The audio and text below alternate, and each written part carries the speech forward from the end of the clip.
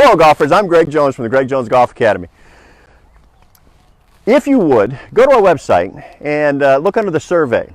One of the tabs above, you can see the survey. Sign up for our survey and you can receive weekly golf tips. We'll swing into the week with golf tips and specials that we have so that you can take a look at the things that we're going to do each and every week. I'm Brad Cavey, the head teaching professional with the Academy, and this is our third attempt at this today.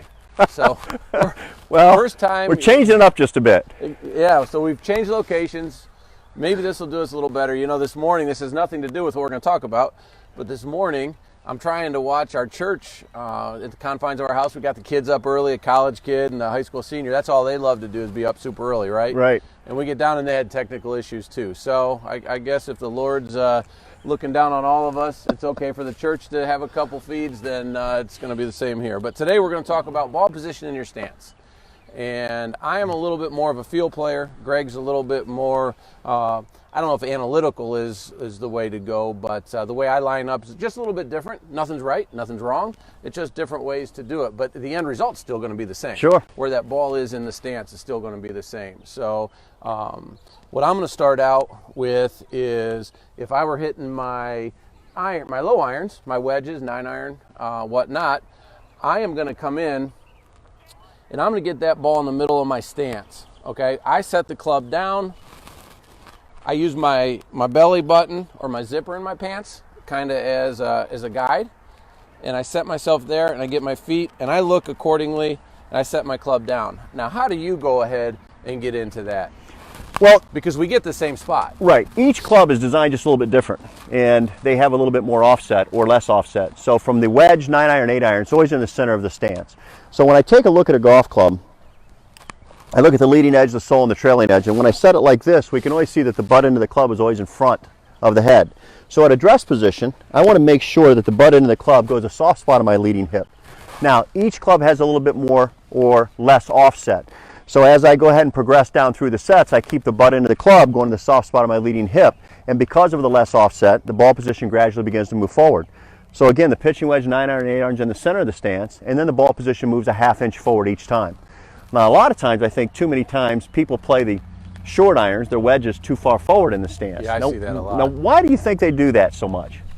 Yeah, I'm sure they're trying to get that ball elevated up into the air, and they're trying to, and you see so many people, when I do have that club, I'm going to go back and grab my wedge and kind of show you. So if I do have that in the front of my stance, you'll get people that try to lift the ball. I almost hit the pole. You'll get people that try to lift the ball, and they think if the ball's up there, I'm assuming that my club is going to be on the upswing, so I'm going to get that ball up in the air. And quite frankly, this is a lofted club. Mm-hmm. If I'm coming in at the right angle, that ball's going to get up in the air anyway. Right. So we don't have to try to help it. We just got to try to maintain the loft of the club. That might be my straightest shot of the year, by the way. So I've done my wedge. Now, if I go to a 7-iron, you're going to be able to see. And these poles, these are great. These are something that you can set up with clubs.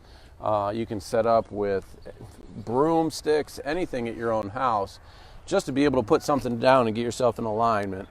You see a lot of tour players, LPGA tour players. Is that something that the guys should maybe use on the range? If they're, I joke around and say if they're struggling, yeah. Right. But you know what? It does help. It depends on what we're doing. We don't want to get too analytical and whatnot, but we do want to know where that ball is. And that's going to give yourself a lot of confidence going into your round. Yeah, it sure can. It's going to eliminate a lot of doubt, and it's going to give you some confidence. So if I'm set up for my wedges in the center of my stance, I'm just going to take a little bit of a baby step back, and what I'll tell people is now the ball and this pull is slightly in front of my belly button or my zipper. Right. And that's kind of a little bit of a gauge, a quick gauge. And if I keep progressing up, so if this is my 7-iron, now I'm moving up, I've got a 6-iron or 5-iron, I'm getting into my hybrids and my driver, and then I'll turn it over to you, Greg.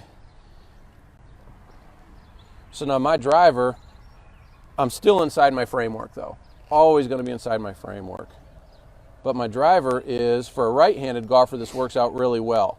It's either going to be inside your front foot, maybe with my knee, or even the logo on my golf shirt, could even be your armpit, whatever you're thinking of. Right. You know, too many times I think that people fat and thin they're short irons. And a lot of times they play the ball position incorrectly, which really causes that because it's not at the bottom of your arc. You always got to make sure that that ball position is the bottom of your arc. Now what I kind of do is I kind of look at the clubs and I say there's 3 sets of clubs in here. We got short clubs, mid clubs, and long clubs. So Brad went over the ball position this way, and I want to kind of go over the ball position this way a little bit. So when I'm at address position, if I have short clubs, my wedges, my 9-iron, my 8-iron, at address, I want my chin at the front of my right hand. Now, when I put that chin at the front of the right hand, the reason is because if I get too far away from that ball with short clubs, I'm going to be topping an awful lot.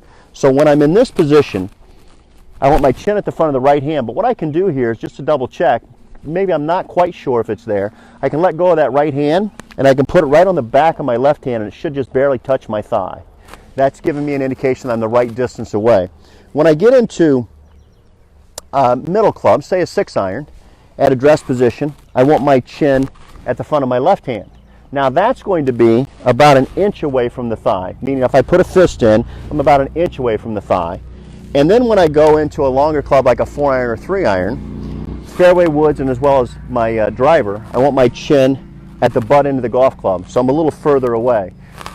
If I get too close to the ball, it's going to cause my angle to be too steep with long clubs and it's going to cause me to hit it fat. If I get too far away with my short clubs, it's going to cause me to hit a little bit thin. So having the right distance away from the ball is really crucial to the consistency of the shot as well.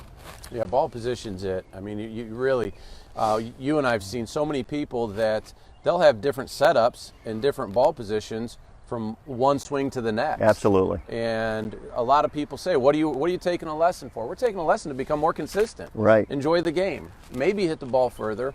But you know what? If I get set up in the right spot, if I'm at the appropriate distance away from the end of my club, a lot of that stuff's going to take care of itself. Sure, and you know, a lot of times people, again, play that ball too far forward, which especially on the short irons causes them to hit behind or catch it on the top. But the other thing is it causes them to go left. And a lot of times we don't know why it causes them to go left because the club is supposed to be square at impact. If the ball's too far forward, then the club's closing. And it causes me to really pull a lot of my short irons to the left. So a lot of you guys that are fatting the short irons and actually missing the greens to the left, you got the ball position a little bit too far forward.